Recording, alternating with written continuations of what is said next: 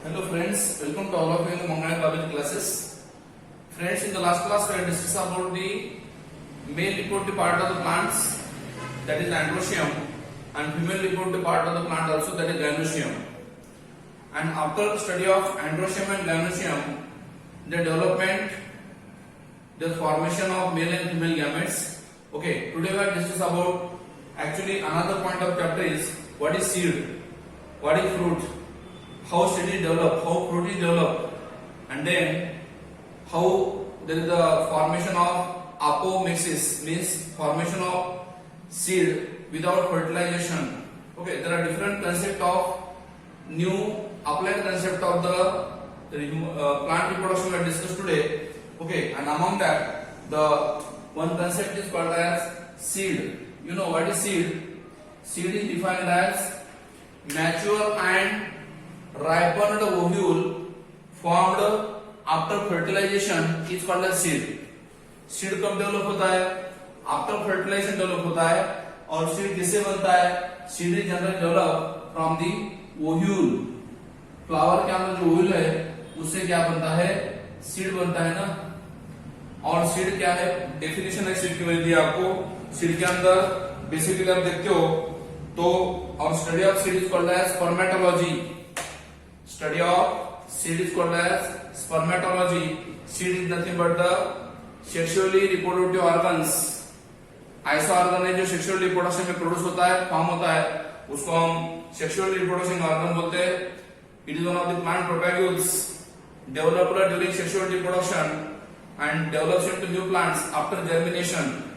Okay, seed एक plant propagule है जो सेक्सुअल रिप्रोडक्शन में फॉर्म होता है, मैच्योरिटी आने के बाद फॉर्म होता है, फ्लावर से बनता है, और जो सीड है वो रिप्रोडक्शन करने के लिए प्लांट प्रोपैग्यूल बोल के काम करता है ना. और कब डेवलप होता है seed? After fertilization develop from the ovule. Ovule से बनता है seed and it has seed के अंदर फिर मेजर 3 कंपोनेंट है.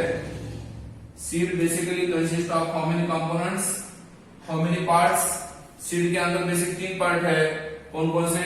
सबसे पहला पार्ट जो सबसे बाहर है उसको हम बोलेंगे सीड कोट. नॉर्मली सीड में 2 सीड कोट रहते हैं, टेस्टा एंड टेगमन. आउटर सीड कोट को बोलते हैं हम टेस्टा, इनर सीड कोट को बोलते हैं टेगमन. टेस्टा जो आउटर है प्रोटेक्शन करता है बाहर से, और टेगमन जो इनर सीड कोट है. और आपको पता होगा ये जो सीड कोट है किससे बनता है? इंटेगुमेंट से बनता है. जो ओव्यूल के ऊपर कवर था ना, ओव्यूल के ऊपर कवर था इंटेगुमेंट, उससे बनता है. Outer integument develops into टेस्टा, inner integument develops into टेगमन. ये 2 पार्ट है सीड कोट के. सेकंड पार्ट जो मैं बता रहा हूं आपको दैट इज एम्ब्रियो. और एम्ब्रियो क्या करता है? न्यू प्लांट प्रोड्यूस करता है. जायगोट से बनता है, डिप्लॉयड होता है एम्ब्रियो. और एम्ब्रियो में और आपको पता होगा अलग अलग पार्ट डेवलप होते हैं. एक बनता है प्लीम्यूल बनता है, दूसरा होता है रेडिकल. एम्ब्रियो के अंदर 2 पार्ट है, एक प्लीम्यूल और रेडिकल. आफ्टर जर्मिनेशन क्या होगा? Plumule develops into shoot and radical develops into root. When after seed germination, जब सीड का जर्मिनेशन होता है, ओके, तब ये पार्ट डेवलप होता है. और सबसे अंदर का पार्ट जो बोल रहा हूं या जो प्रोटेक्शन करने वाला पार्ट है उसको बोलते हैं cotyledon. What is cotyledon?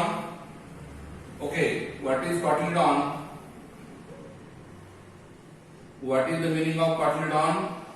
Cotyledon nothing but the reserve food material store करने वाला पार्ट है. डाइकोटिलीडॉन सीड में आपको पता होगा 2 कॉटिलीडॉन होते हैं. And cotyledon is the place of reserve food material in dicot seed, and in monocot seed there is a single cotyledon. cotyledon में और 2 टाइप है. ओके, डाइकोटिलीडॉन सीड में 2 कॉटिलीडॉन होते हैं. और food material, reserve food material cotyledon के अंदर होता है, क्योंकि कॉटिलीडॉन फ्लेशी एंड सॉफ्ट होते हैं. और मोनोकॉटिलीडॉन सीड के अंदर रिजर्व फूड मटेरियल कॉटिलीडॉन में नहीं होता, तो फिर एंडोस्पर्म में होता है, और यहाँ पे कॉटिलेडॉन कैसा होता है, फिर सीड शेप का होता है। So this are the basic 3 part of seed. ये सीड के 3 पार्ट है। सीड में आपको पता होगा बेसिकली 2 टाइप के सीड है, endospermic seed and non endospermic seeds. उसको हम, ये हो गए part of seeds, this are all part of the seeds. Okay, बाद में सीड के मैं आपको 2 पार्ट बता रहा हूं, कौन से, एक एंडोस्पर्मिक सीड, दूसरा non endospermic seed. Okay, types of seed. Endospermic seed, endospermic seed का मतलब जिसके अंदर एंडोस्पर्म है, या उसी को हम बोलते हैं अल्बुमिनस सीड्स। अल्बुमिनस सीड भी बोलते हैं उसको हम, एंडोस्पर्मिक सीड को बोलते हैं अल्बुमिनस सीड। और दूसरा है नॉन अल्बुमिनस, नॉन अल्बुमिनस और non endospermic seed, non endospermic seed. Okay, अगर एंडोस्पर्मिक सीड का स्ट्रक्चर आप देखना चाहते हो तो एंडोस्पर्मिक सीड में क्या क्या होता है, सिंपल डायग्राम दिखा रहा हूं मैं। यहाँ पे मेजॉरिटी ऑफ द पार्ट जो है एंडोस्पर्मिक सीड में, वो रिजर्व फूड मटेरियल स्टोर करने वाला एंडोस्पर्म होता है, इसलिए इसको बोला गया है एंडोस्पर्मिक सीड। एग्जांपल मैं इसका दे रहा हूं आपको, मेज, मका, कॉर्न। Okay, endospermic seed. और नॉन एंडोस्पर्मिक सीड जो है, इसमें क्या होता है, इसमें क्या होता है, कॉटिलेडॉन्स के अंदर फूड मटेरियल स्टोर होता है, और कॉटिलेडॉन के एक्सिस में प्लूम्यूलर रेडिकल बनते हैं ना। ओके, ये क्या है, प्लूम्यूल है, ये क्या है, रेडिकल है। ओके, और ये 2 कौन है, ये 2 कौन है, these are 2 कॉटिलेडॉन्स। ओके, और यहाँ पे क्या होता है, यहाँ पे कॉटिलेडॉन सिंगल होता है। ओके, और यहाँ पे भी प्लूम्यूल रेडिकल बनते हैं, this is what plumule, this is what radical, और इस स्ट्रक्चर को बोलते हैं हम लोग कॉटिलेडॉन। कितने कॉटिलेडॉन यहाँ पे, सिंगल है, इसलिए मोनोकॉटिलेडॉन कहा मैंने। ओके, और इसमें आप देख सकते हो अल्बुमिनस सीड में और 2 टाइप है, अल्बुमिनस सीड में और 2 टाइप है, एक मोनोकॉट, दूसरा डाइकॉट। ये थोड़ा सा इंपॉर्टेंट पॉइंट है नीट के एग्जामिनेशन पॉइंट ऑफ व्यू में। एग्जांपल पूछ सकते हैं आपको, अल्बुमिनस सीड में मोनोकॉट में कौन से एग्जांपल है, डाइकॉट में कौन से एग्जांपल है। तो मोनोकॉट में आपको ओरली एग्जांपल बता रहा हूं मैं, मोनोकॉट के अंदर ओरली एग्जांपल बता रहा हूं। जनरली आपको लिख दिया मैंने, तो मेज है, मेज, मका, जिया मेज, देन ट्रिटिकम मास्टिवम मतलब क्या, व्हीट, तीसरा बार्ली है, राइस है, और ओनियन है। ये पूरे अल्बुमिनस सीड है, मोनोकॉट है, wheat, rice, okay, barley, onion, मेज, ये सभी क्या है, एग्जांपल है इसके अल्बुमिनस प्लस मोनोकॉट सीड के। बाद में अल्बुमिनस प्लस डाइकॉट कौन से है, अल्बुमिनस, नॉर्मली अल्बुमिनस सीड को हम मोनोकॉट सीड बोलते हैं, मगर कुछ एक्सेप्शन है कि जो एंडोस्पर्म में रहने के बावजूद, जनरली याद रखो, जो सीड एंडोस्पर्म में रहता है वो जनरली मोनोकॉट रहता है, वो तो नॉर्मल है। मगर कुछ एक्सेप्शन ऐसा है, कुछ सीड एंडोस्पर्म में रहते हुए भी, जिसके अंदर एंडोस्पर्म रहते हुए भी वो डाइकॉट है। नॉर्मली स्टेटमेंट हम क्या यूज करते हैं, dicot seed do not have endosperm, monocot seed having endosperm, ऐसा स्टेटमेंट यूज करते हैं ना। मगर यहाँ पे एंडोस्पर्म भी है और डाइकॉट भी है, तो ये सीड कौन से, castor, cotton and coffee, castor, cotton and coffee. Okay, CCC याद रखने के लिए इजी है। ओके, कॉफी, ये 3 प्लांट है कि जो डाइकॉट भी है और एंडोस्पर्मिक भी है, एक्सेप्शन है ये, अपवाद है ये, ठीक है ना। किसके, एंडोस्पर्मिक प्लस डाइकॉट है दोनों। नेक्स्ट, इधर नॉन अल्बुमिनस मतलब नॉन एंडोस्पर्मिक सीड में, और मैं आपको 2 टाइप बता रहा हूं यहाँ पे।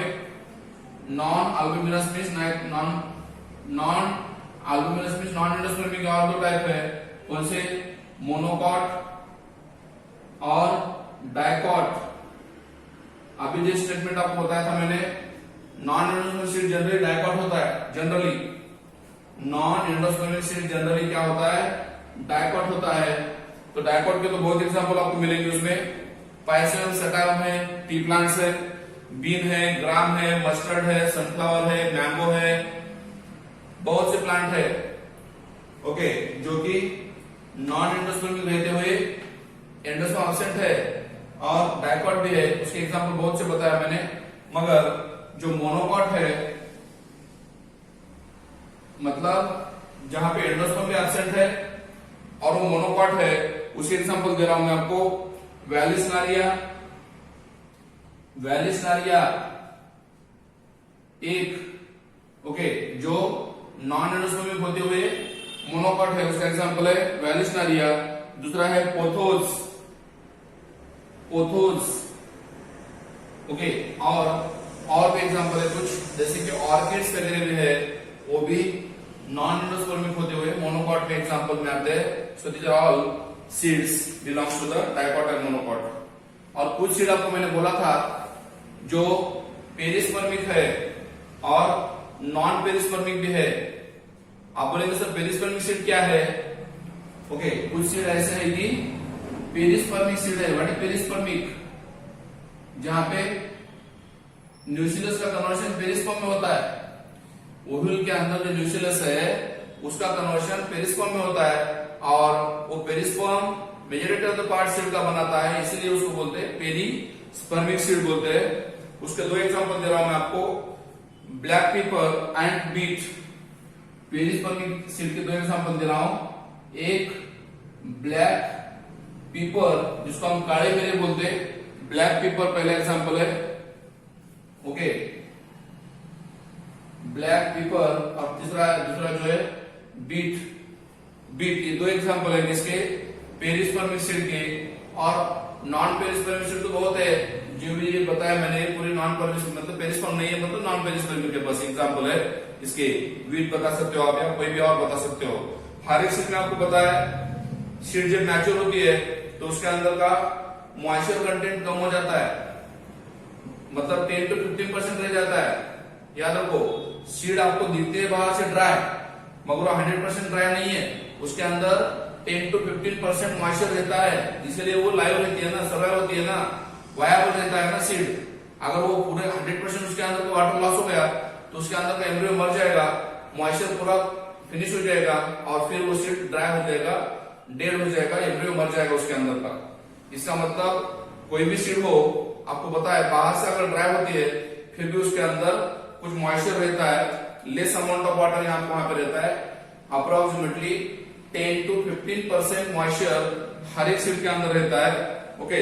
और जिसकी वजह से सीड में क्या होता है, रिस्पिरेशन कंटिन्यू होते रहता है ना। मॉइस्चर होने की वजह से सीड के अंदर के सेल लाइव रहते हैं, जिसमें मेटाबॉलिज्म होता है, रिस्पिरेशन होता है, मगर स्लो होता है। और जब सीड का क्या होता है, ग्रोथ होता है, या फिर आपको पता होगा जब सीड में क्या होता है, ग्रोथ या फिर मेटाबॉलिज्म स्लो हो जाता है, उसको क्या बोलेंगे, डॉर्मेंसी आती है सीड में। कब? जब सीड के अंदर का मॉइस्चर कम हो जाता है, जब सीड ड्राई हो जाती है ओके, क्या होता है, when seed loss moisture, मतलब वाटर कम हो जाता है सीड के अंदर का, वाटर की लेस होती है क्वांटिटी ओके। देन रिस्पिरेशन क्या हो जाता है, स्लो डाउन हो जाता है ओके। कब? सीड के अंदर का रिस्पिरेशन स्लो डाउन हो जाता है। और ग्रोथ भी क्या होती है, सीड की ग्रोथ भी क्या होती है, अरेस्ट होती है, मतलब अरेस्ट मतलब रुक जाती है ना। देन मेटाबॉलिज्म जो है स्लो हो जाता है, किसमें, सीड में। तब उस सीड को हम बोलते हैं, that is called as dormancy seed. Dormant seed.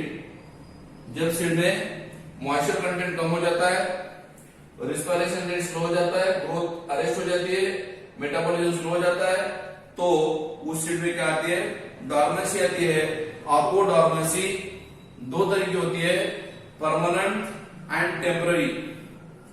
Permanent dormancy अगर आती है, परमानेंट डॉर्मेंसी अगर आती है तो वो सीड जर्मिनेशन की कैपेसिटी बहुत कम रहती है। और अगर टेम्पररी आती है, क्या dormancy, what dormancy, resting phase, inactive phase of the seed, that is seed has inability to germinate even though all atmospheric conditions are favorable for dormancy। Seed का सभी एटमॉस्फेरिक कंडीशन फेवरेबल होने के बावजूद भी germination नहीं हो पाता, उसको हम बोलते हैं डॉर्मेंसी, रेस्टिंग फेज बोलते हैं। और डॉर्मेंसी जो है दो तरीके से है। ओके, परमानेंट का मतलब नेवर जर्मिनेशन, चांसेस नहीं है जर्मिनेशन के, क्योंकि डॉर्मेंसी कंप्लीट आ चुकी है, जर्मिनेशन नहीं हो पाता। और टेम्पररी जो है डॉर्मेंसी, वो कुछ दिन के बाद एक्टिव हो जाता है उसके अंदर का एम्ब्रियो, और फिर सीड का जर्मिनेशन होने के चांसेस बढ़ जाते हैं, उसको बोलते हैं हम लोग टेम्पररी डॉर्मेंसी। उसके और दो टाइप है, टेम्पररी डॉर्मेंसी के और दो टाइप है, एक लॉन्ग टर्म, लॉन्ग टर्म मतलब कुछ महीने से लेकर कुछ साल तक लॉन्ग टर्म है, और दूसरा शॉर्ट टर्म, कुछ सीड का डॉर्मेंसी कुछ दिन का रहता है, फ्यू वीक का रहता है। ओके, इसको कहते हैं शॉर्ट टर्म। तो डॉर्मेंसी के दो टाइप है। ओके, लॉन्ग टर्म में क्या होता है, they can survive for long dormancy, long periods. इसमें क्या होता है, can survive for long time. Long term dormancy में सीड का सर्वाइवल जो होता है लॉन्ग टर्म होता है। जैसे कि आपको पता होगा लुपिनस आर्टिकस नाम का प्लांट है, जिसमें डॉर्मेंसी आपको पता होगा 10,000 ईयर है ना, कितना लॉन्ग है देखो। तो कुछ प्लांट की सीड की डॉर्मेंसी जो है बहुत दिन तक रहती है। ओके, और इसमें difficult to germinate.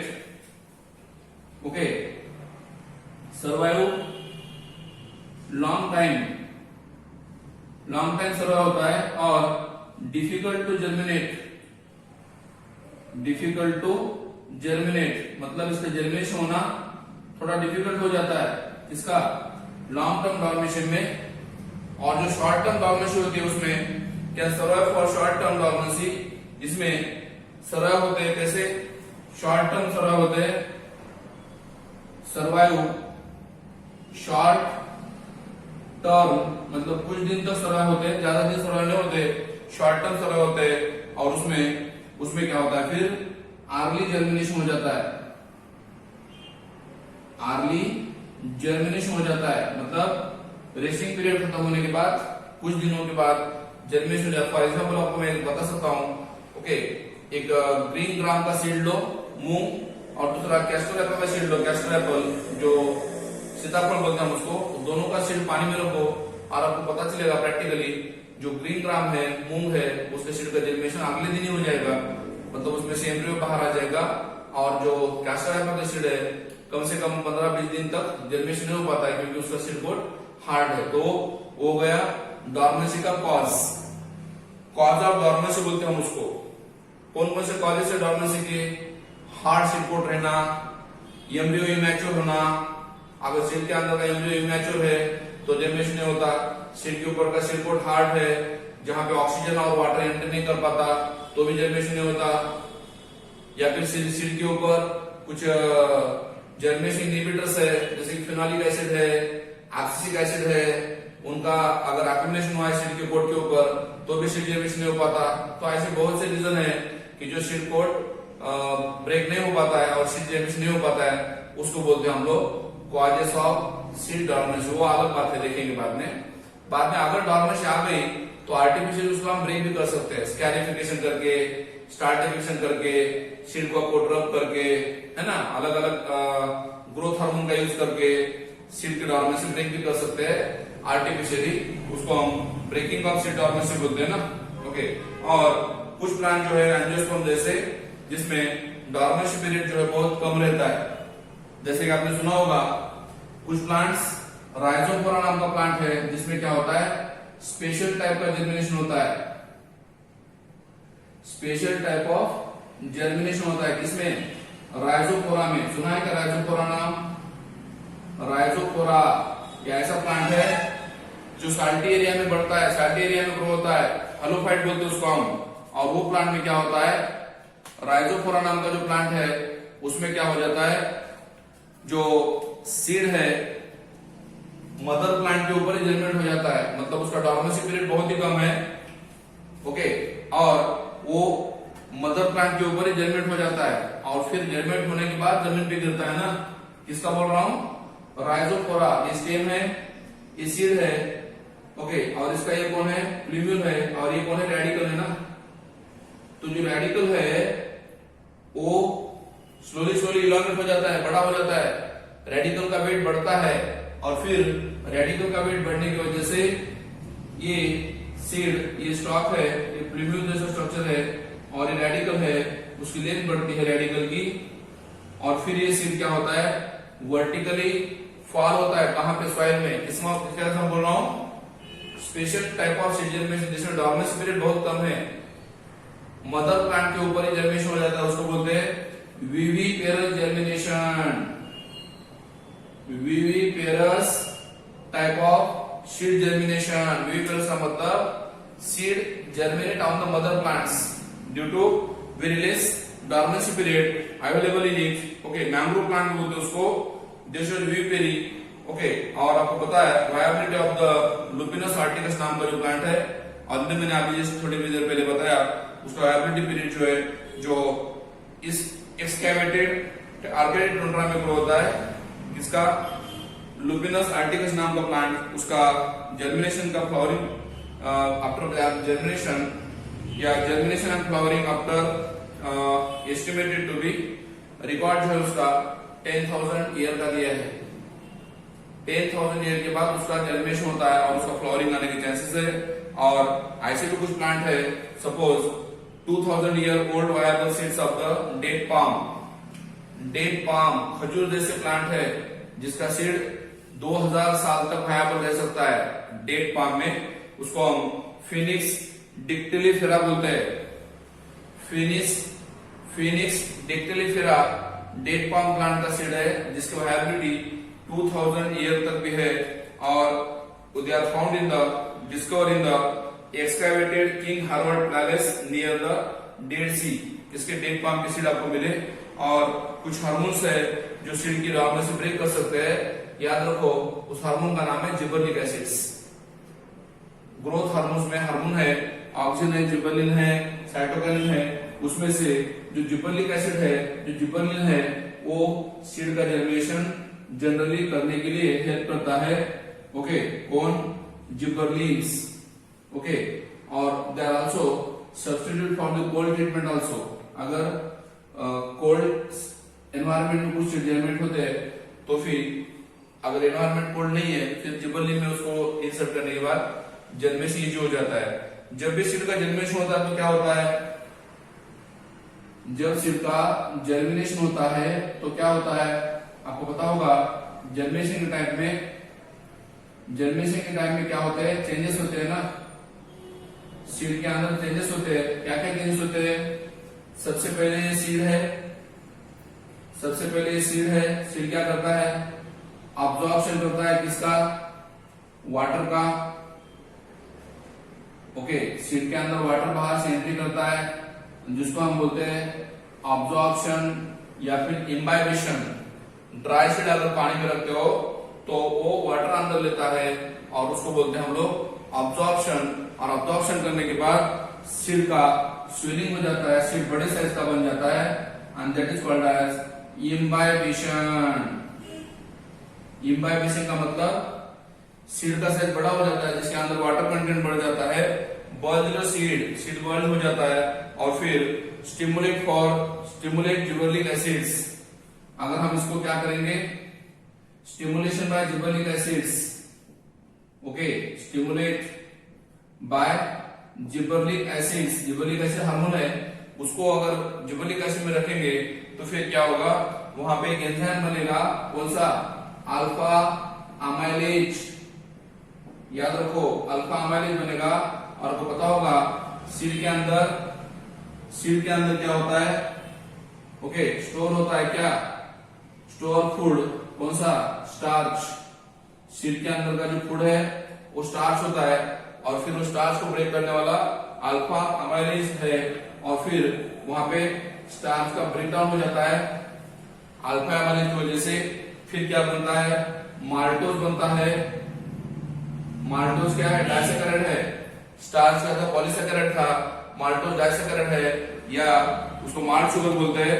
Malt sugar जैसे बनता है, जैसे माल्ट शुगर बनता है तो सीड के अंदर स्वीटनेस आ जाता है। जर्मेटी सीड में, जर्मेटी सीड का टेस्ट स्वीट बन जाता है। बाद में माल्टोज का क्या होता है, माल्टोज का क्या हो जाता है, हाइड्रोलाइसिस। हाइड्रोलाइसिस मतलब क्या, वाटर की वजह से माल्टोज ब्रेक हो जाता है, और फिर बनता है ग्लूकोज। जैसे ग्लूकोज बनता है वो ग्लूकोज सेल यूटिलाइज करती है, और फिर increase the respiration rate. Glucose बनने के बाद वहां पे क्या होता है, सेलुलर रिस्पिरेशन हो जाता है, या रिस्पिरेशन रेट बढ़ जाता है। याद रखो जर्मेटी सीड में रिस्पिरेशन रेट बढ़ जाता है, सेलुलर रिस्पिरेशन इंक्रीज। ओके, कहां पे, ग्लूकोज बनने के बाद हर एक सेल के अंदर ग्लूकोज एंट्री करता है, और वहां पे सेलुलर रिस्पिरेशन इंक्रीज हो जाता है, एरोबिक रिस्पिरेशन बढ़ता है, और फिर अगर सेलुलर रिस्पिरेशन बढ़ेगा, एरोबिक रिस्पिरेशन बढ़ेगा, तो सेल के अंदर जो मेटाबॉलिज्म है वो बढ़ेगा ना। क्या बढ़ेगा, मेटाबॉलिज्म इंक्रीज हो जाएगा।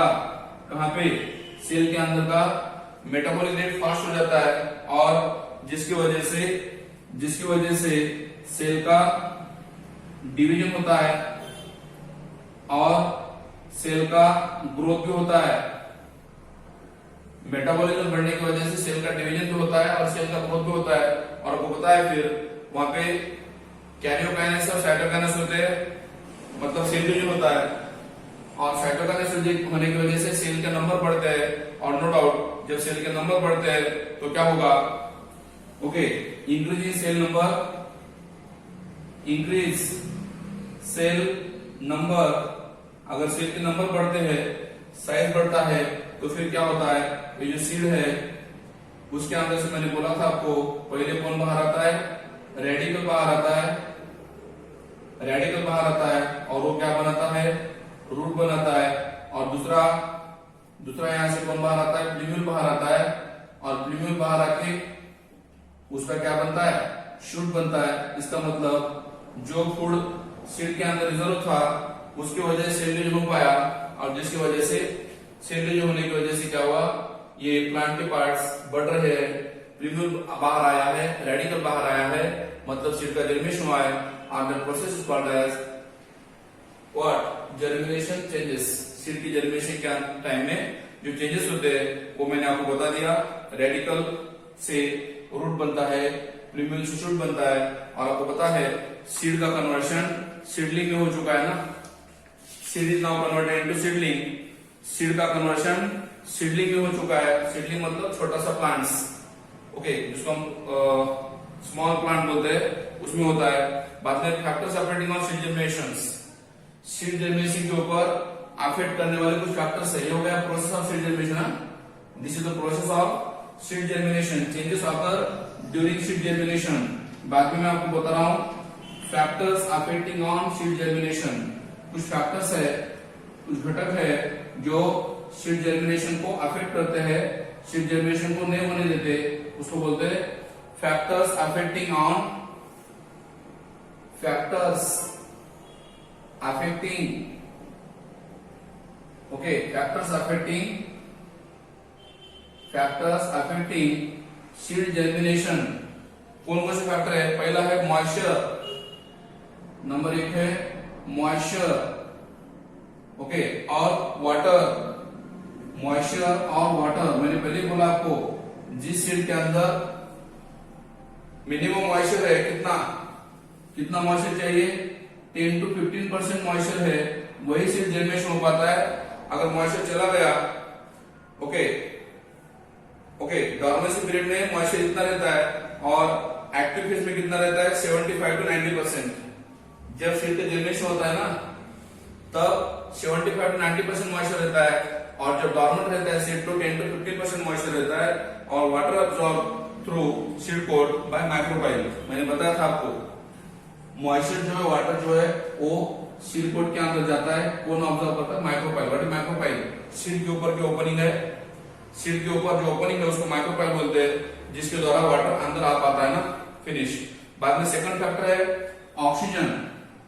अगर ऑक्सीजन ही नहीं है तो फिर एरोबिक रेस्पिरेशन नहीं हो पाता, और अगर एरोबिक रेस्पिरेशन नहीं हो पाता है, no oxygen, then stop aerobic respiration. No oxygen होगा तो स्टॉप होता है क्या एरोबिक रेस्पिरेशन, और अगर एरोबिक रेस्पिरेशन नहीं हुआ तो एनर्जी नहीं मिलती, अगर एनर्जी नहीं मिलती तो सेंट्रीजन नहीं होता, और अगर सेंट्रीजन नहीं होता तो फिर प्लूमल रेडिकल बाहर नहीं आते, जर्मिनेशन नहीं हो पाता। इसका मतलब oxygen is required for the energy of centrigen and cellulomation as well as oxidation of food, मतलब ब्रेक डाउन ऑफ फूड के लिए भी ऑक्सीजन की जरूरत है। Okay, oxygen available on the upper surface of the seed, seed के बाहर के सरफेस में मिलता है, और ऑक्सीजन कहाँ रहता है? Generally at the top layer of soil. Generally हम सीड जब सोइंग करते हैं, सीड जब हम सॉइल में लगाते हैं तो सॉइल के टॉप लेयर में लगाते हैं, क्योंकि वहां पे ऑक्सीजन इजीली मिल पाता है, और farmers sow the seed approximately 5 to 7 centimetre depth. Okay, seed का सोन कितना 5 टू 7 सेंटीमीटर डेप्थ, इतना ही डेप्थ तक सीड हम जर्मिनेट कर सोइंग कर पाते हैं। उसके नीचे अगर करते हो तो वो बाहर नहीं आता, मर जाता है, ऑक्सीजन नहीं मिलता उसको। तीसरा जो फैक्टर मैं बता रहा हूँ, फैक्टर्स एफिनिटी में तीसरा फैक्टर मैं बता रहा हूँ, that is temperature. Okay, temperature moderate temperature चाहिए, वेरी लो टेम्परेचर रहा। Okay, temperature below 0.05 degree Celsius, 0 to 5 degree Celsius temperature रहा, या फिर टेम्परेचर अगर बहुत ज्यादा रहा, कितना मैक्सिमम रहा, कितना अबाउ 45, अबाउ 45 डिग्री सेल्सियस रहा, देन नो जर्मिनेशन। समझ में आ रहा है कि नहीं? जब टेम्परेचर जो है एटमॉस्फेरिक टेम्परेचर जो है 5 डिग्री सेल्सियस से कम रहा, या फिर 45 डिग्री सेल्सियस की टेम्परेचर ज्यादा रहा, तो कोई भी सीड जर्मिनेट नहीं हो पाता है। ओके, तो मॉडरेट टेम्परेचर कितना चाहिए? फेवरेबल टेम्परेचर कितना है? फेवरेबल टेम्परेचर कितना है? That is approximately 20 to 25 degree Celsius, 20 to 25 degree Celsius. Okay, ये टेम्परेचर फेवरेबल है। मॉडरेट टेम्परेचर है, उसमें जर्मिनेशन हो पाता है। बाद में food and nutrition, stored food जो है मैंने आपको बोला था अभी जस्ट, डाइकॉट सीड में स्टोर्ड फूड रहता है कॉटोडॉर्म में। ओके, और फिर मोनोकॉट सीड में फूड मटेरियल रहता है एंडोस्पर्म में, और वो फूड क्या करता है? सीड यूटिलाइज करता है कब? During seed germination, after the formation of radicle and plumules. पहले रेडिकल आता है, radicle water and mineral absorb होता है, और बाद में फिर प्लूम्यूल आता है, और प्लूम्यूल से शूट बनता है। तो जब तक फर्स्ट लिप नहीं आते तब तक क्वाड्रिलॉन के अंदर का या एंडोस्पर्म के अंदर का जो रिजर्व फूड है वो सीड यूटिलाइज करते हैं जर्मिनेशन के टाइम में। बाद में लाइट का क्या रोल है सीड जर्मिनेशन में? कुछ सीड लाइट के प्रेजेंट में जर्मिनेट होते हैं, उसको बोलते हैं positive photoplastic seeds. Example beet. Positive photoplastic seed का मतलब दो seed need light for germination is called as positive photoplastic seed. Example beet, light चाहिए जर्मिनेशन के लिए। और कुछ सीड जो लाइट के एब्सेंस में जर्मिनेट होते हैं, लाइट नहीं चाहिए उनको, अंधेरा चाहिए, डार्कनेस चाहिए जर्मिनेशन के लिए, that is negatively photoplastic seed बोलते हैं, और उसको बोलते हैं negative photoplastic seed. Sorry, negative photoplastic seed का एग्जांपल बोल रहा हूं वो है बीट। निगेटिवली फोटोप्लास्टिक सीड का एग्जांपल बोल रहा हूं बीट, जिसको लाइट की जरूरत नहीं है। और positive photoplastic means they are very essential for germination, light जरूरी है जर्मिनेशन के लिए। उसका एग्जांपल है orchids. Okay, tobacco lettuce capsella, positive photoplastic and negative photoplastic. Okay, light की जरूरत भी है, जो फैक्टर्स में बताया आपको, 3 फैक्टर बताया अभी तक। वैसे लाइट भी इंपॉर्टेंट फैक्टर है चौथा। लाइट के अकॉर्डिंग 2 टाइप बनते हैं, positive photoplastic seed. Okay, positive photoplastic seed means need light during generation, and negative photoplastic seed. Okay, negative photoplastic seed means no need light for germination के लिए light की जरूरत नहीं है। ओके, एग्जांपल है इसका बीट, इसका नेगेटिव फोटोप्लास्टिक सीड में लाइट की जरूरत नहीं है, उसका एग्जांपल मैंने आपको बोला बीट। और पॉजिटिव फोटोप्लास्टिक जो सीड है जिसको लाइट की जरूरत होती है, need light for germination, light की जरूरत है जर्मिनेशन के लिए। इसके एग्जांपल मैं बता रहा हूं आपको। ओके, अलग अलग एग्जांपल है, orchids, tobacco lettuce capsella, orchids. Okay, then tobacco, okay, then lettuce, then capsella. Okay, तो ये अलग अलग टाइप की सीड है जिसको लाइट की जरूरत है जर्मिनेशन के लिए, इसलिए उसको बोलते हैं पॉजिटिव फोटोप्लास्टिक सीड। बाद में फ्रूट के बारे में डिस्कस करेंगे। और then another concept is apomixis. ये 2 कांसेप्ट में डिस्कस करने वाला हूं। अभी मैंने आपको सीड जर्मिनेशन और सीड के बारे में इंफॉर्मेशन बताया। Thank you, have a good day.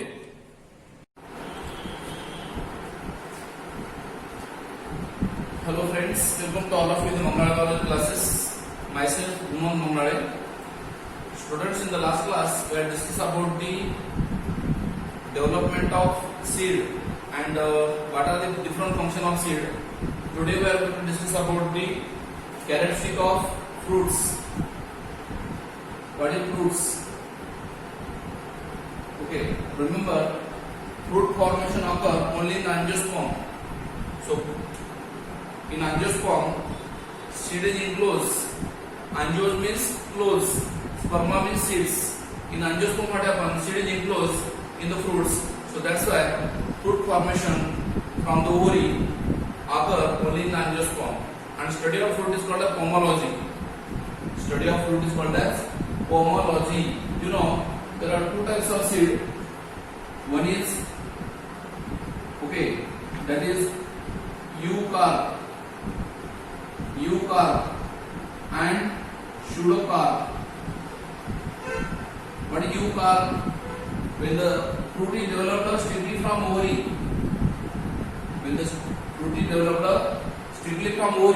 it's called a eucarp. And when the fruit is developed, okay,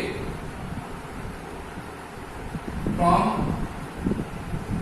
any other part of flower, okay, मतलब फ्लावर के बाकी के जो पार्ट है, थैलामस हो या फिर कैलिस हो, बाकी के जो पार्ट है फ्लावर के, वो अगर फ्रूट बनाते हैं तो उसको बोलते हैं स्यूडोकार्प। ओके, तो स्टडी ऑफ फ्रूट को हम बोलते हैं पोमोलॉजी।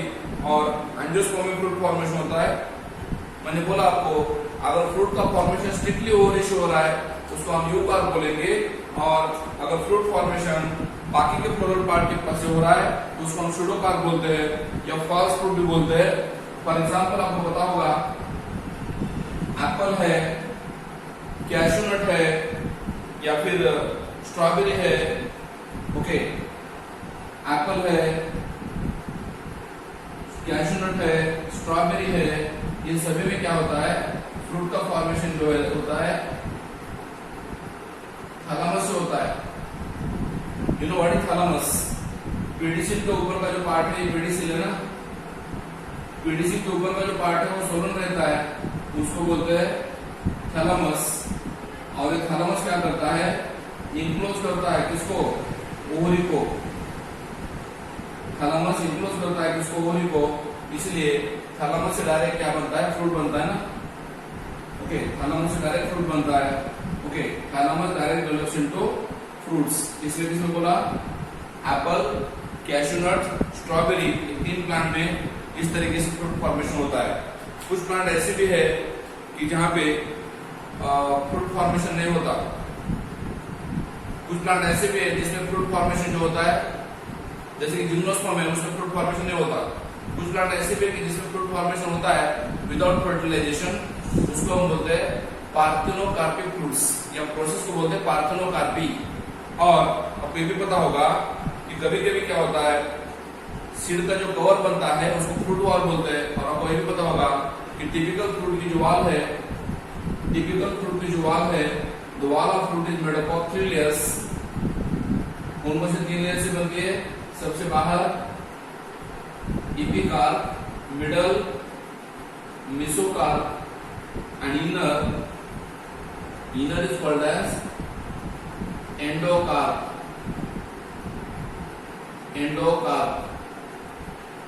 कार्प का मतलब होता है फ्रूट्स। और ये तीनों को हम बोलते हैं, तीनों को मिला के बोलते हैं हम लोग पेरिकार्प।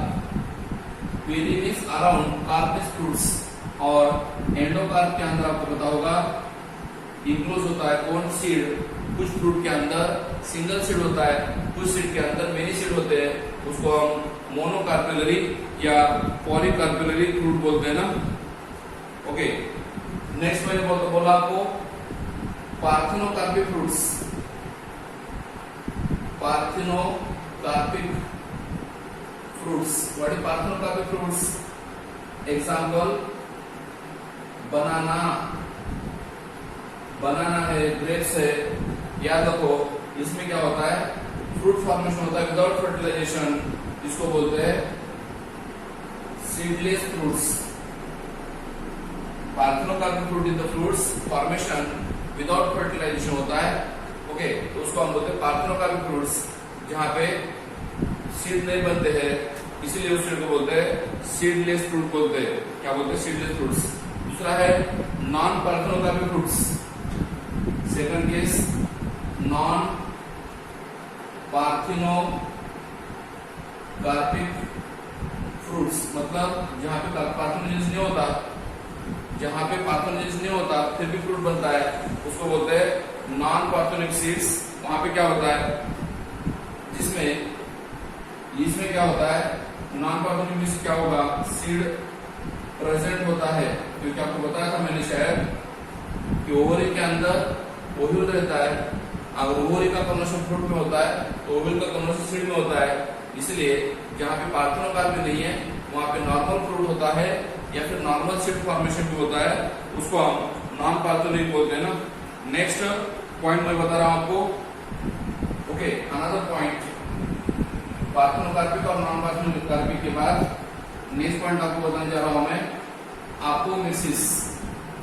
ओके, मैंने पहले बताया आपको सीड के बारे में इंफॉर्मेशन, बाद में बताया फ्रूट के बारे में इंफॉर्मेशन। फ्रूट का डिटेल एक्सप्लेनेशन आपको 11th में मॉर्फोलॉजी ऑफ प्लांट चैप्टर में है। टाइप्स ऑफ फ्रूट्स भी है, simple fruits, aggregate fruits, composite fruits. बाद में फ्रूट्स के और टाइप है, ड्राई फ्रूट्स, फ्लेशी फ्रूट्स वगैरह वगैरह बहुत टाइप है, उसके बाद में देखते हो। Next apomixis. अभी अपोमिक्सिस का मतलब क्या है? The process of formation of seed without fertilization is called as apomixis. The process of formation of seed, embryo या new plants without fertilization called as apomixis. मतलब यहाँ पे क्या होता है? फर्टिलाइजेशन नहीं होता, फिर भी एम्ब्रियो बनता है, फिर भी सीड बनता है, फिर भी न्यू प्लांट बनता है, इसलिए उसको बोलते हैं apomixis. This is the also called as asexual reproduction. Apomix without and mixis with mixing. No mixing of gamete, no fusion of gamete. Then also new plant produce, zygote produce, seed produce. Okay, so this is called as apomixis. And apomixis जो होता है generally सभी plant में नहीं होता। Naturally apomixis जो होता है कुछ प्लांट में हो सकता है। कौन से? Plant belong to family Asteraceae and grasses. कुछ एस्टेरेसी फैमिली के प्लांट है और ग्रासेस है। ओके, एस्टेरेसी में आप बता सकते हो सनफ्लावर वगैरह होता है, तो उन सभी में क्या होता है? अपोमिक्सिस होता है।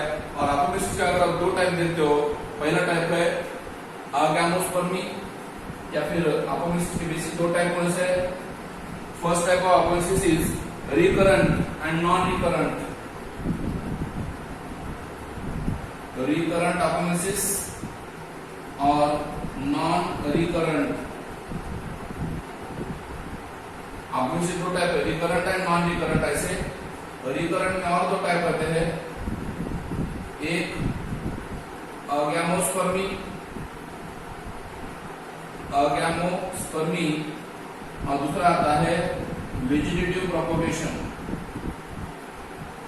ओके, ये तो बताने की जरूरत नहीं है आपको। वेजिटेटिव प्रोपगेशन ऑलरेडी मैंने बता दिया है असेक्सुअल रिप्रोडक्शन प्लांट में, जहां पे रूट, स्टेम, लीव्स, बर्ड उनसे न्यू प्लांट बनता है। और व्हाट इज अगैमोस्पर्मी? मींस विदाउट गैमी में गैमेट्स एंड स्पर्मी में सीड्स, मतलब गैमेट प्रोड्यूस ना होते हुए सीड बनता है, इसलिए उसको कहते हैं अगैमोस्पर्मी। उसके और तीन टाइप है, डिप्लोस्पोरी, अपोस्पोरी। इसके तीन टाइप है, उनमें से तीन। नंबर एक डिप्लोस्पोरी, नंबर दो अपोस्पोरी और नंबर तीन एडवेंटिव पॉलीएम्ब्रियोनी। ओके, तीन टाइप है इसके। किसके? अगैमोस्पर्मी के तीन टाइप है ये। और नॉन रिकरेंट क्या और दो टाइप है, नॉन रिकरेंट अपोमिसिस के दो टाइप है। One is called as haploid parthenogenesis and second is called as haploid apogamy. Haploid parthenogenesis और दूसरा है हैप्लॉइड अपोगैमी। वैसे तो बहुत से पॉइंट मीनिंग से रिलेटेड है। ओके, ये अपोमिसिस की टाइप है। अभी देखो अपोमिसिस का मतलब क्या है कि सीड फॉर्मेशन होना विदाउट फर्टिलाइजेशन। और आजकल अपोमिसिस यूज भी हो रहा है। हाइब्रिड सीड के अंदर कुछ ड्रॉबैक ऐसे है कि हाइब्रिड सीड महंगा होता है, हाइब्रिड सीड हर साल बनाना पड़ता है, हाइब्रिड सीड का यूज नहीं हुआ तो स्टोर नहीं कर सकते।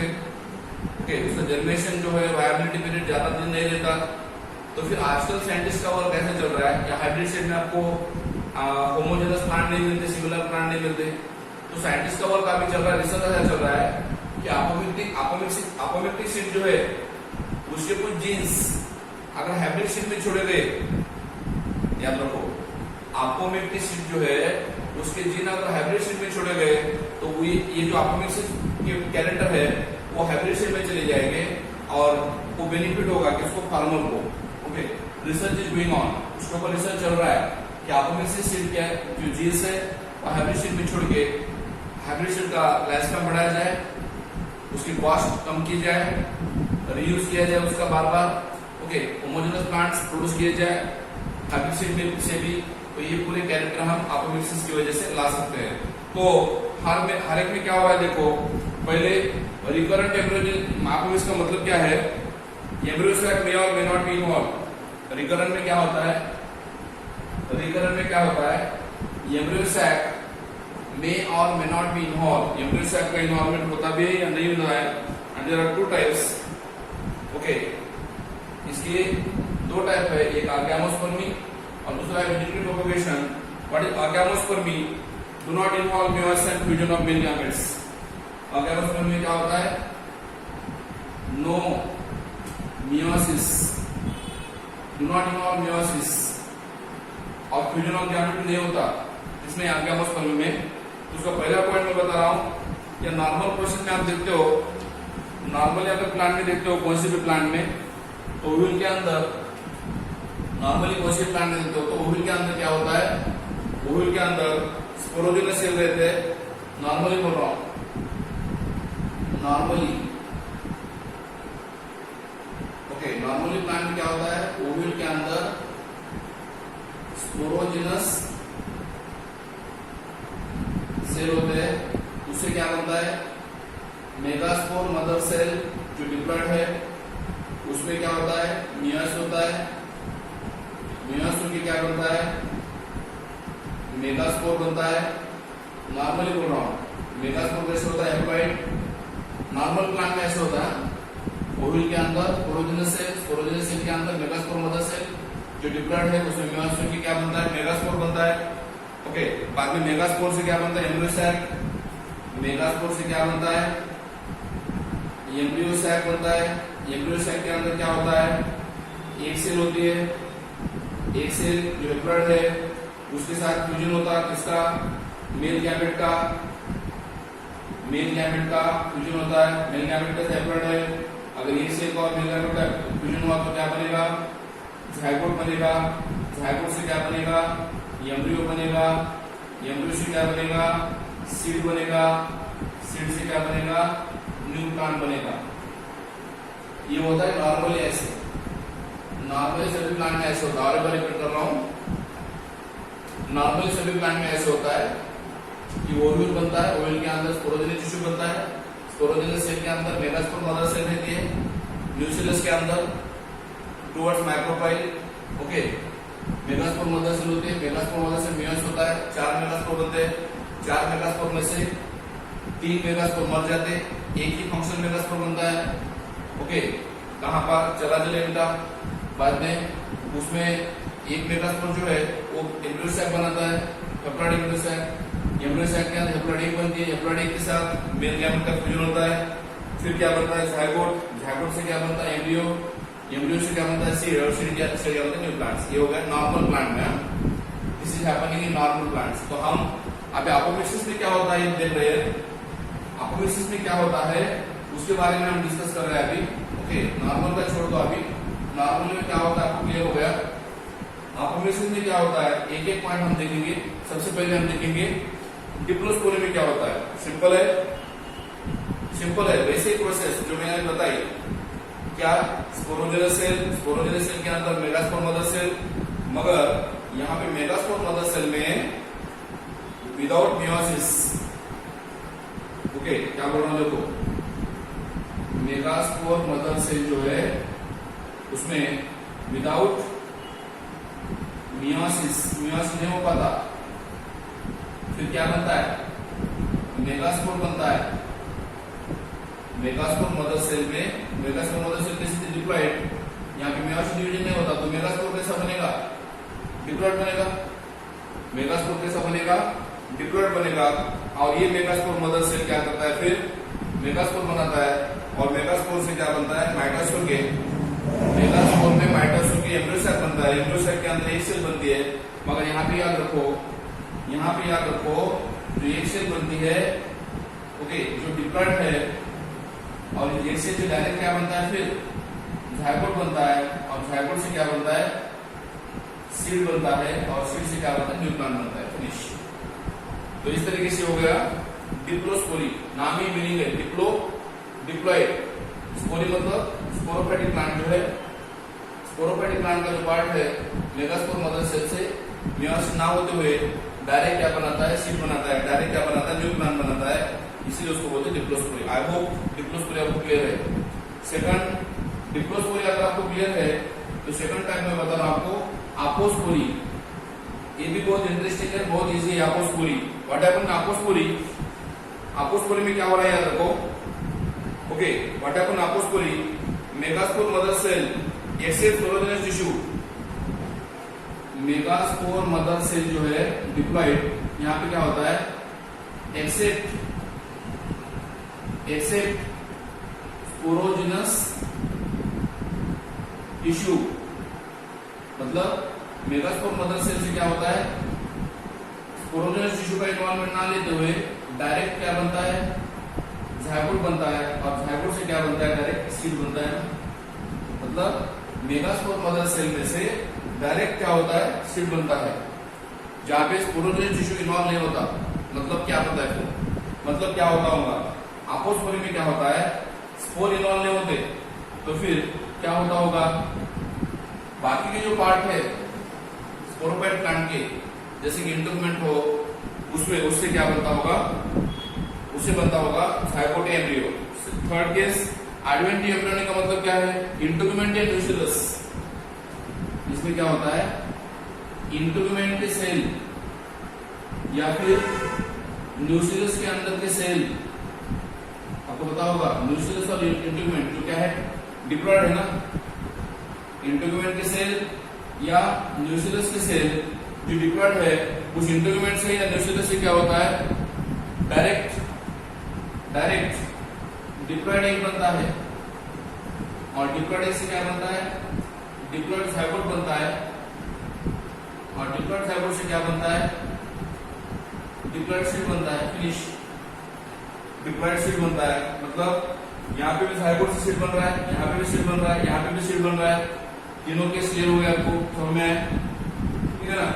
और नाउ नेक्स्ट ये रिकरेंट के बारे में हो गया, तीन टाइप्स। आगामस स्पर्मी के टाइप हो गए तीन ही, ओके, तीन टाइप्स आगामस स्पर्मी के। और बारे में बोल रहा हूँ, आगामस स्पर्मी मींस नो मियोसिस, यहाँ पे मियोसिस की जरूरत नहीं है, डायरेक्टली मेगास्पोर मदर सेल से डिप्लॉयड सेल से जाइगोट बन रहा है, डायरेक्ट स्पोर बन रहा है, मियोसिस की जरूरत नहीं है।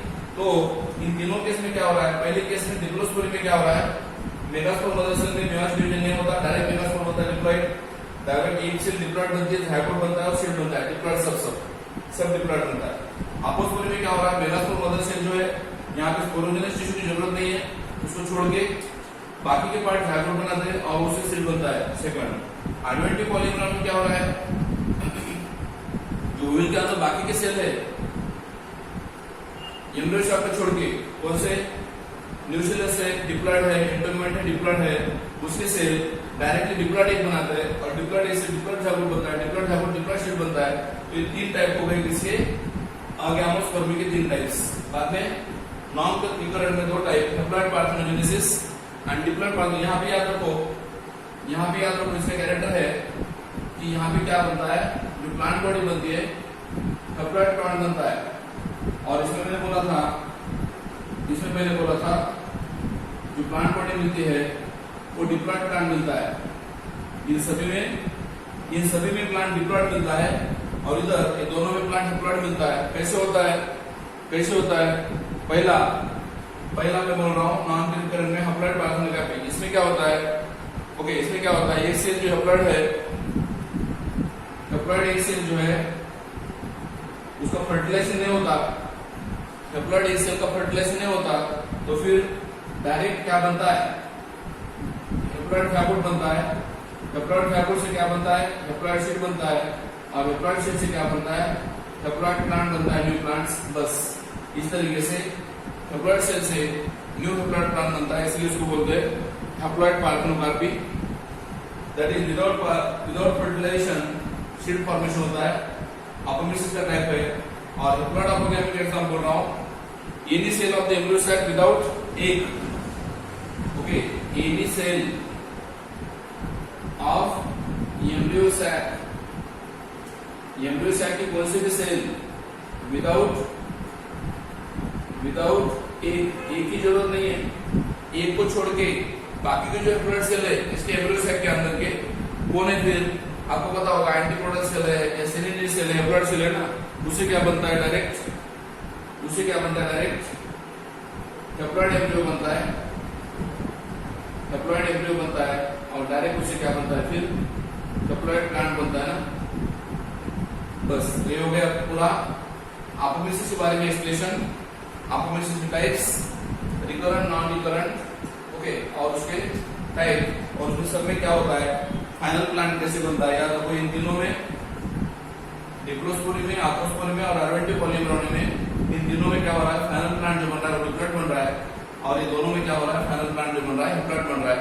यहाँ पे मियोसिस की जरूरत नहीं है, यहाँ पे मियोसिस की जरूरत है, ओके। तो इस तरीके से कुछ डिफरेंस बता के आप बता सकते हो कि ये अपोमिसिस क्या है और उसके क्या टाइप्स है और कौन से कैरेक्टरिस्टिक यहाँ पे हम ऑप्टिंग कर सकते हैं, ठीक है ना, ओके। अभी पॉलीएम्ब्रियोनिक क्या है, नॉर्मली आपको पता होगा poly means many and embryonic is embryo. कभी-कभी क्या होता है एरर कर रहा हूं मैं, in some of the cases like citrus plants, citrus जैसे प्लांट है जिसमें एक ही सीड के अंदर अप्रोक्सीमेटली 40 एम्ब्रियो मिलते हैं, कितने, 40 एम्ब्रियो मिलते हैं एक ही सीड के अंदर, इसलिए उस केस को बोलते हैं हम लोग poly embryony. Poly means many embryo form होते हैं ना, नॉर्मली आपको पता होगा poly embryony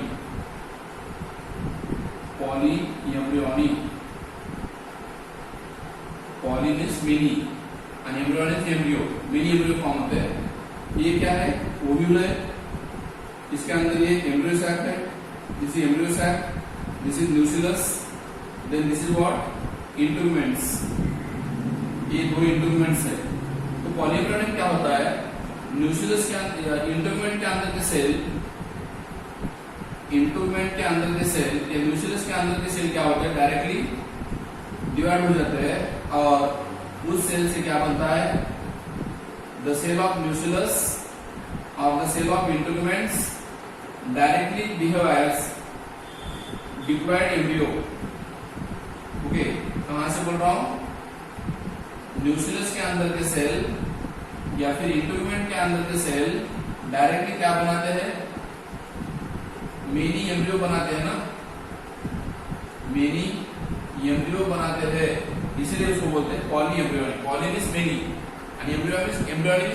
Many embryo form the many embryo formation occur from the single seed, so that's why it's called as polyembryonic conditions. Okay, polyembryonic condition बोलते हैं। आपको ये भी पता होगा कि अलग अलग टाइप के सीड में अलग अलग फ्रूट में अलग अलग टाइप के नंबर होते हैं फ्रूट सीड के। In different fruits different types of different number of seeds are present. For example मैं आपको बोल रहा हूँ कुछ प्लांट के फ्रूट्स के और नंबर, सीड के नंबर याद रखो। मैंगो प्लांट है, मोनोकार्पिक है, सिम्पल फ्रूट है, ओके, या उसको हम क्या बोलेंगे? Okay, that is called drupe fruit है। ड्रूप का मतलब सिंगल सीडेड। तो उसमें क्या होता है? सिंगल फ्रूट के अंदर सिंगल सीड बनता है। एप्पल में एक फ्रूट के अंदर 5 सीड बनते हैं, या फिर सिट्रस में एक सीड के अंदर, एक फ्रूट के अंदर 6 to 7 सीड बनते हैं। इसमें सिट्रस में लेमन बोलते उसको हम। Single fruit contain 6 to 7 seed. Then strawberry में अप्रोक्सीमेटली 200 सीड बनते हैं। स्ट्रॉबेरी में कितने? 200 seeds are form, okay, form in the strawberry. Strawberry में एक फ्रूट के अंदर अप्रोक्सीमेटली 200 सीड बनते हैं, okay. So that is depend on plants, plant पे डिपेंड है।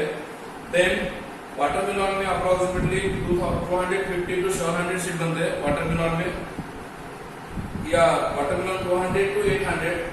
पपाया में 250 to 700। देन फिग फ्रूट्स अंजीर बोलते हैं उसको, अंजीर में क्या होता है? एक फ्रूट के अंदर 1.7 to 1.8 बिलियंस सीड बनते हैं, ओके, स्मॉल सीड बनते हैं। और ऑर्किड्स है, उसमें मिलियंस ऑफ सीड बनते हैं, कहाँ पे? प्लांट में। Next, what is siphonogamy? Siphonogamy का मतलब क्या है? Transfer of non motile male gametes towards female gamete which help in the fertilization called as siphonogamy. याद रखो मैं क्या बोल रहा हूँ। जब मेल गैमेट क्या होते हैं? नॉन मोटाइल मेल गैमेट का क्या होता है? मेल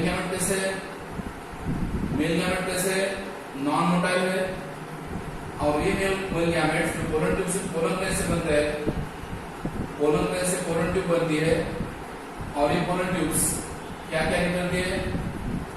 मेल गैमेट्स कैरी करती है। तो उसको बोलते हैं हम लोग साइफोनोगैमी। क्या बोलते हैं? साइफोनोगैमी। तो याद रखो, अगर यहाँ पे एक ही पोलन ट्यूब एंट्री कर रही है, एक स्टिग्मा से एक स्टाइल से एक ही पोलन ट्यूब एंट्री कर रही है, तो उसको बोलते हैं monosiphonous. Entry of only one pollen tube through the stigma and style is called as monosiphonous. तो उसमें नॉर्मली एक ही एम्ब्रियो बनेगा ना, मगर कुछ प्लांट है जिसमें मोर than one pollen tube entry करते हैं। अगर एक स्टिग्मा के अंदर एक पोलन ट्यूब एंट्री की तो एक एम्ब्रियो बनेगा, नॉर्मल बनेगा एक एम्ब्रियो, ओके, नॉर्मल एंजियोस्पर्म होता है ऐसे। और अगर कुछ प्लांट में मोर than one pollen tube entry की तो फिर क्या हो सकता है? कुछ फैमिली है जैसे कि मालवेसी है, हिबिस्कस नाम का प्लांट है, उसमें क्या हो सकता है? Polysiphonous polyspermy. More than one embryo एक हो गया तो उसको नॉर्मल बोलेंगे ना। अगर एक से ज्यादा पोलन ट्यूब आ गए, तो उसको क्या बोलेंगे? पॉलीसाइफोनी। और पॉलीसैपोनिस क्या होता है, पॉलीस्पर्मी, मतलब ज्यादा मेल गैमेट आएंगे, और अगर पॉलीस्पर्मी हो गया तो उसकी वजह से क्या बनेगा, पॉली एम्ब्रियोनी। समझ रहा ना। हिबिस्कस प्लांट में होता है ऐसे, कभी कभी क्या होता है, more than one colony by तो मेल गैमेट ज्यादा है, इसलिए पॉलीस्पर्मी बोलेंगे, और पॉलीस्पर्मी की वजह से क्या होता है, एम्ब्रियो फॉर्मेशन ज्यादा होता है, इसलिए उसको बोलते हैं हम लोग पॉली एम्ब्रियोनी बोलते हैं ना। Finish. More than 2 sperm inside the seeds, seed के अंदर होते हैं more than 2 sperm inside the embryo sac, embryo sac के अंदर एक से ज्यादा स्पर्म आते हैं, इसलिए उसको पॉलीस्पर्मी बोलते हैं। ओके, पॉलीस्पर्मी को अफेक्ट करने वाले कुछ फैक्टर्स है, पॉलीस्पर्मी को या पॉली एम्ब्रियोनिक कंडीशन है उसको अफेक्ट करने वाले कुछ फैक्टर्स हम डिस्कस कर रहे हैं। पहला फैक्टर है फर्टिलाइजेशन ऑफ सिलिंड्रिड्स। पॉली एम्ब्रियोनिक को अवॉइड करने के लिए, ये जो पॉली एम्ब्रियोनिक कंडीशन है, मेनी एम्ब्रियो है ना, उसमें अवॉइड करने के लिए मैं कुछ पॉइंट आपको बता रहा हूं। पहला, फर्टिलाइजेशन ऑफ सिलिंड्रिड्स, फर्टिलाइजेशन ऑफ सिलिंड्रिड्स। आपको पता है सिलिंड्रिड्स क्या है, हैप्लॉइड सेल है जिसका फर्टिलाइजेशन नहीं होता, मगर कुछ प्लांट में, कुछ केस में क्या हो सकता है, सिलिंड्रिड्स के अंदर के जो सेल है, ओके, सिलिंड्रिड्स की तो नॉर्मली ज़ायगोट बनेगा, एक से क्या बनने वाला है, एक से क्या बनेगा, ज़ायगोट बनेगा, मगर कभी कभी क्या होता है कि सिलिंड्रिड्स सेल से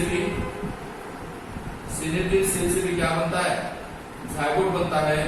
इसका मतलब फर्टिलाइजेशन ऑफ सिलिंड्रिड्स हुआ तो फिर यहाँ पे एक एम्ब्रियो सैक के अंदर 2 ज़ायगोट बनते हैं, उसको हम बोलते हैं, ओके, 2 ज़ायगोट बनते हैं, इसलिए हम उसको बोल सकते हैं क्या, that is fertilization of synergids cause polyembryony.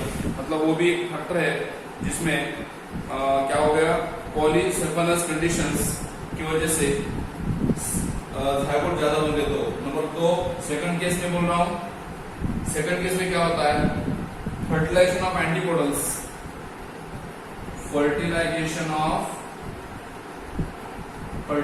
Of antipodals. मैं पहले ही बोल चुका हूं आपको, ये नॉर्मली नहीं होता, ये जो मैं आपको पॉइंट बता रहा हूं ये सभी प्लांट में नहीं होता, कुछ प्लांट में होता है ऐसे। और फर्टिलाइजेशन एंटीपोडल में क्या होता है आपको पता होगा, एंटीपोडल्स जनरली चला जाके इनकी तरफ होते हैं, तो एंटीपोडल्स के क्या बनेंगे, दोनों एंटीपोडल्स में मेल गैमेट एंट्री करेंगे, और फिर दोनों एंटीपोडल से क्या बनेंगे, 2 ज़ायगोट बनेंगे, ओके, 2 ज़ायगोट बनेंगे, और इधर का एक ज़ायगोट है ही, मतलब यहाँ पे क्या हो गया, यहाँ पे अगर 2 ज़ायगोट बनते थे तो यहाँ पे कितने ज़ायगोट बनेंगे, 3 ज़ायगोट बनेंगे ना। यहाँ पे कितने ज़ायगोट बने थे, 2 ज़ायगोट बने थे। फर्टिलाइजेशन सिलिंड्रिड्स में 2 ज़ायगोट बने थे, फर्टिलाइजेशन एंटीपोडल में 3 ज़ायगोट बन रहे हैं ना, कितने, 3 ज़ायगोट बन रहे हैं, कहाँ पे, एम्ब्रियो सैक के अंदर। देन क्लीवेज ऑफ ज़ायगोट, तीसरी कंडीशन बोल रहा हूँ, third condition, cleavage of zygote. Third condition is cleavage of zygote.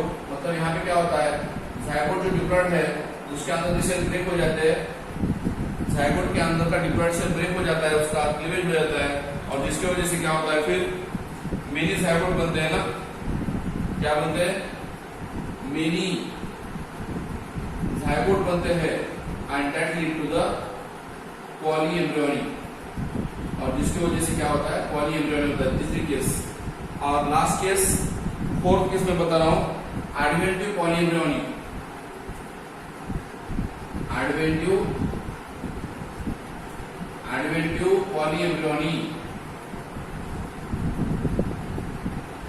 Okay, इसमें क्या होता है, what happen in adventive polyembryony, okay, here diploid nucleus migrate to embryo sac.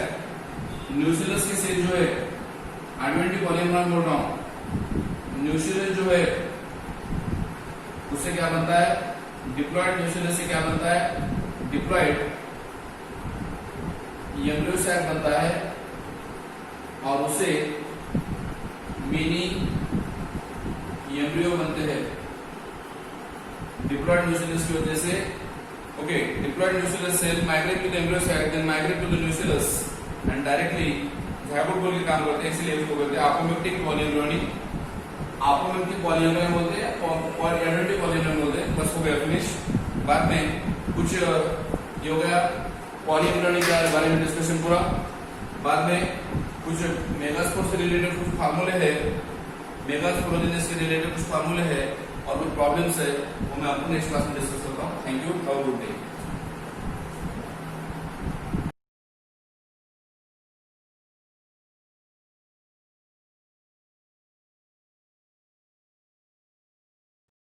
In some plants, meiosis and syngamy are interrupted and still a viable embryo is formed within the confines of the seed coat. Such asexual seeds which protrude progeny identical to the female parent are called apomictic seeds, and the phenomenon is called apomixis. Apo means away from, mixis means act of mixing or mingling.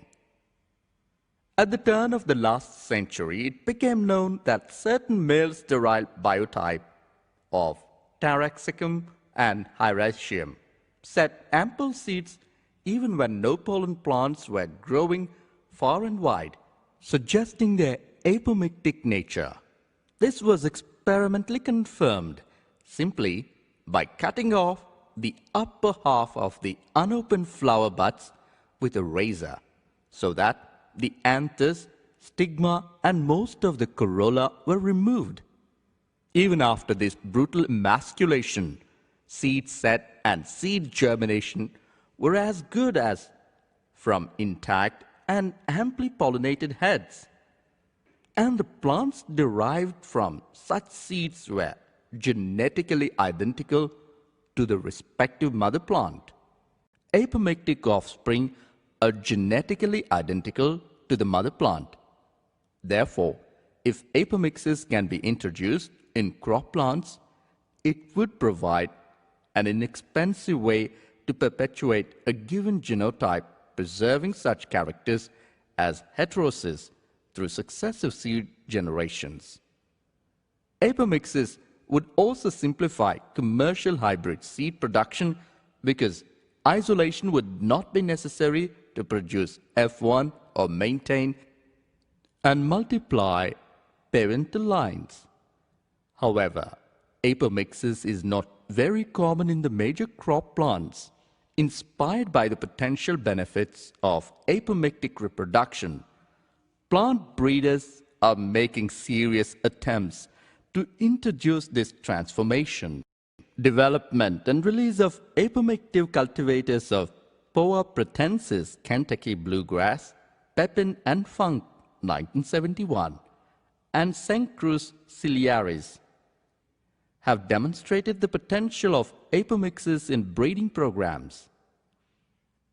Adventive embryony, well known in citrus, is being used in the production of uniform rootstock and virus-free scion material